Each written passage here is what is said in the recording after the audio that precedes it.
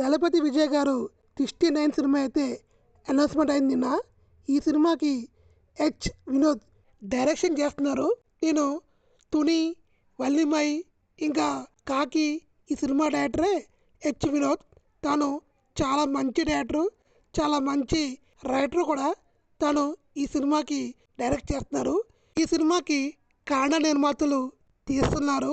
వీళ్ళు ఎవరో కాదు, టాక్సిక్ సినిమా అయితే ఉందో ఆ ప్రొడ్యూసర్సే ఈ సినిమాని లాంగ్ స్కేల్లో హై బడ్జెట్లో తీస్తున్నారు.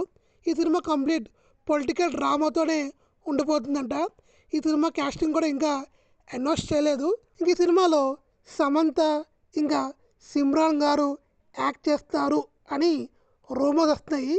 అది ఎంతవరకు నిజమో అర్థమవుతుంది కానీ అఫీషియల్గా అయితే అనౌన్స్ చేయలేదు. ప్రస్తుతం ఈ సినిమా ప్రీ ప్రొడక్షన్ వర్క్లో అయితే ఉంది. ఇంకా ముందు ముందు అప్డేట్స్ వస్తాయంట. ఈ సినిమా అయితే 2025 అక్టోబర్లో రిలీజ్ అవుద్దని చెప్పారు. ఇంక ఈ సినిమాకి అనిరుద్ధే ఎప్పుడులాగా మ్యూజిక్ ఇస్తున్నాడు.